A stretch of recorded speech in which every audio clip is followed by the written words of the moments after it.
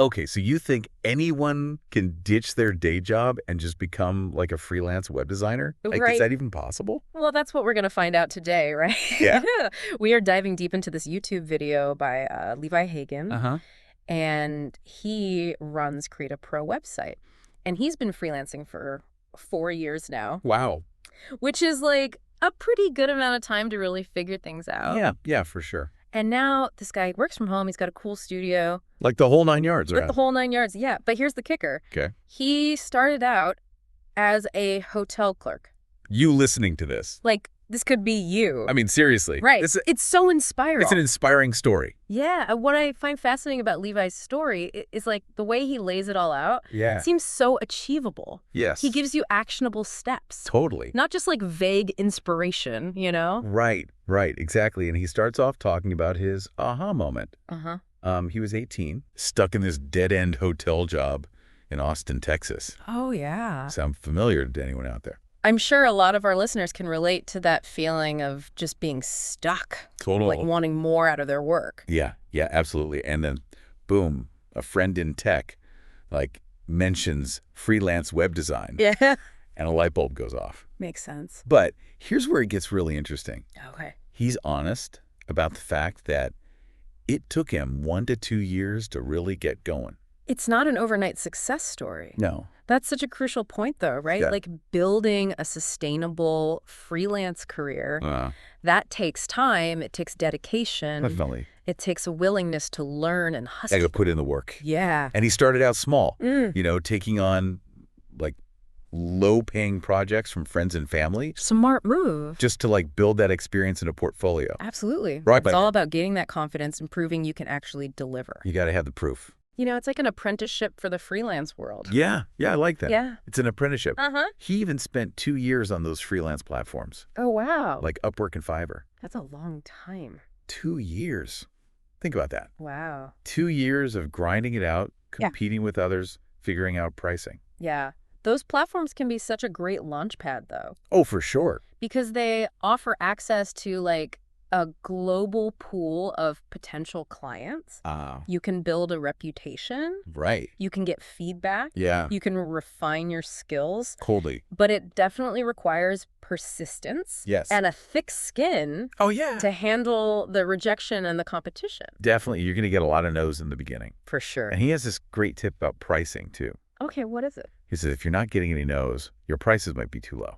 Oh, that's interesting. It seems counterintuitive, Yeah, but it makes sense. it does. You want to be valued for your skills. Exactly. You're running a business, right? Right. Not a charity. Yeah. You're not doing this for free. Exactly. You got to find that sweet spot, you That's know, fair. where your pricing like aligns with your expertise and the value you're providing to clients. Absolutely. All right. So let's break down his freelance success like he does. Okay. He says there are 4 pillars. 4 pillars. Okay. Okay. Well, the first one is your website Okay. because, duh, Makes sense. you can't sell web design without a killer website of your own. Right. You got to practice what you preach. Exactly. And he goes into detail about how it should look and function. Yeah. He really stresses the importance of a professional and user-friendly website. Oh, for sure. Like he even walks through an ideal layout. Okay, give it to me. Okay. So first you have like a hero section that grabs attention. Okay, love that. Then an about me section to like build that connection. Yeah, build that rapport. Yeah. And then your services like to showcase what you offer, obviously. Makes sense. Then a portfolio to like flaunt your skills. You gotta show off what you can do. Exactly. And then testimonials Ooh, yeah. to build trust. Social proof. Yeah. And then, of course, a contact form. Right. So they can reach out to you. Easy peasy. Yeah. I love that he lays out that structure. Me too. It takes the guesswork out of it. Oh, right. He's really emphasizing anticipating the client's needs. Uh-huh. You know, not just throwing up any old website. No, it's got to be strategic. Yeah, he's thinking like a marketer, Right. understanding the client's journey and guiding them towards that desired action. It's all about the user experience. Yeah, strategic web design. Love it. Okay, so you got the website down. Yeah. What's next? What's the next pillar? He says professional email address. Okay. Not your old college email, Oh, no. but one that matches your domain name. Right. That's right. just web design 101. Yeah, it's all about building that credibility, Uh. presenting yourself as a serious business. You're a professional. Yeah, Little details like that can make a big difference. They do, they do. Yeah. And of course, he mentioned social media. Oh, yeah. I mean, nowadays, You have to showcase your work on those platforms, right? Right. It's not just about showcasing work, though. Yep. It's about connecting with potential clients, engaging in conversations, building a community around your brand. Right, right. Building that brand awareness. Yeah. But here's where Levi adds a twist. Ooh, a twist. I like it. He talked about the importance of offline practice. Offline practice. He even recommends specific software. Okay. Local WP. Local WP. Now, this is where it gets really interesting. I'm intrigued. Tell me more. He's encouraging listeners to like hone their skills in a safe space Okay. without the pressure of live projects. Yeah. It's like practicing your scales I see. before a big concert. Yeah. So you're saying it's not just about building websites for clients. Right. It's about constantly improving your craft, Yes. experimenting, pushing your boundaries. You got to stay sharp. Exactly. And local WP allows you to like simulate real-world projects on your own computer. That's pretty cool. You can experiment with different design elements, try out new plugins, and build up your confidence before working on client websites. Yeah. Yeah, that makes a lot of sense. Yeah. So much less pressure. Right. Exactly. Okay, so you've got the skills, Yeah. the website, the email you've been practicing. Yeah. We're ready. Now, how do you actually get those clients? That's the million-dollar question. Well, Levi's got a whole bag of tricks for that. Okay. I'm ready for part 2. We'll unpack it all in part 2. Stay tuned. Okay, so we're back and like ready to dive into the nitty-gritty of actually landing those clients. Right. How do you actually get people to pay you to build their website? Exactly. And Levi doesn't hold back. Like, he lays it all out there. Awesome. I love that. All the strategies he used to go from those early, like, low-paying gigs to actually building a sustainable business. Okay, let's hear it. And it's interesting because he starts with something that we all have access to. Yep. Word of mouth. Ah, good old-fashioned word of mouth. You know, he built his initial client base Yeah. by doing those low-cost projects for friends and family. Yeah. And then asking for referrals. It's like that snowball effect, right? Exactly. You get the ball rolling. Yeah. And he even suggests approaching local businesses, Oh, that's a good idea. especially like those with outdated websites, Oh, yeah. which, let's be real, So many of them. so many of them, right? Yeah. I could totally see that working. Like, it's a win-win. It is. It's smart, you know? Yeah. You're not just waiting for opportunities to come to you. You're being proactive, Yeah, you're actively seeking them out, Yeah. demonstrating initiative. putting yourself out there. Yeah. And, you know, local businesses might be more open to working with someone they can actually meet face-to-face. That's true. Especially if their current website is like, Yikes. let's just say it needs some love. Needs a major overhaul. Yeah. But Levi didn't just rely on local connections. Okay. He spent a solid 2 years on platforms like Upwork and Fiverr. Okay, so he really put in the time on those platforms. Yeah, 2 years. Think about that. It's a long time. Grinding it out, competing with others. Yeah. Those platforms, they can be a double-edged sword. They can. Like, on the one hand, they offer incredible reach, exposure to a global client base. You're competing with people from all over the world. Exactly, but on the other hand, it's incredibly competitive. Yeah. You're up against freelancers from everywhere. So how did he stand out? Yeah, in that crowded marketplace. Like, how do you even get noticed? Right. Well, he dropped some nuggets of wisdom Okay. about creating a strong profile, Okay. highlighting your niche skills, Mhm. and like crafting compelling proposals. So it's not just about throwing your name in the hat. Yeah. You got to really put effort into presenting yourself. You got to sell yourself. Yeah, and your services. He basically treated those platforms Yeah. like his own personal marketing machine. I like that. And it clearly paid off. He used them for 2 years, built a reputation, refined his skills, Yeah. and ultimately transitioned to a more sustainable client base. Right. Like, you don't want to stay on those platforms forever. Exactly. It's like a stepping stone. A stepping stone. Yeah. But let's be real for a second. Okay. Freelancing isn't all sunshine and rainbows. Oh, no. Levi touches on the financial roller coaster, Uh-oh. the feast or famine cycle Yeah. that so many freelancers experience. It's the reality of freelancing.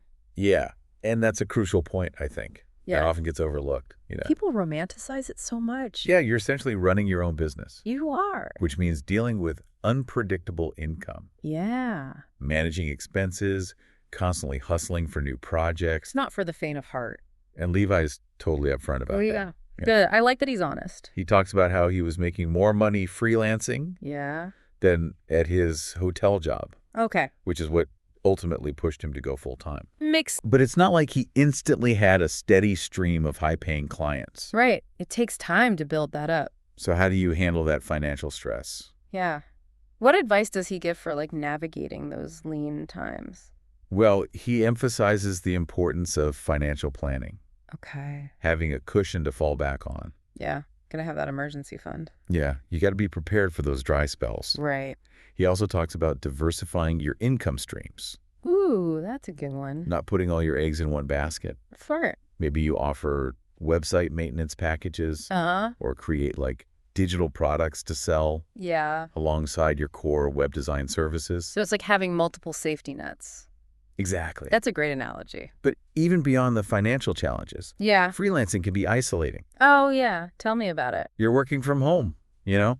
You're your own boss. Yeah. You don't have that built-in social interaction that comes with a traditional job. It can get lonely. Yeah. So how do you combat that? Yeah. That's where it becomes crucial to be proactive about building a community. Okay. Levi talks about attending industry events, networking with other freelancers, and even just making an effort to, like, get out of the house, interact with humans. Because, let's be honest, spending all day staring at a computer screen, it can get to you. It can get pretty lonely. Yeah, even for us introverts. So it's all about finding that balance between the freedom and flexibility of freelancing with that need for human connection and support. Community is so important. And Levi seems to have found that sweet spot, you know? Yeah, he does. Judging by his success and his overall vibe in the video. He radiates good vibes. Yeah, he genuinely seems happy with his freelance life. He's built a thriving business. He works from a cool studio. Yeah. And he's clearly passionate about what he does. That's awesome. But he also emphasizes that, like, learning never stops. You know, he talks about the importance of constantly upgrading your skills, staying ahead of the curve, and never getting complacent. That's key, especially in a field like web design. Totally. Where technology is constantly evolving. It's always changing. You got to stay on top of it. The snooze, you lose. Right. And he encourages viewers to, like, analyze successful websites. Ooh, that's smart. Break down the design elements, experiment with new tools and techniques. So it's like reverse engineering success.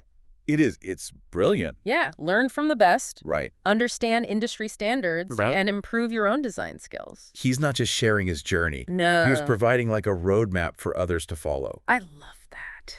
But here's the question I have for you, listener. Okay. Does Levi's story resonate with you? Yeah. Are you starting to see yourself as a freelance web designer?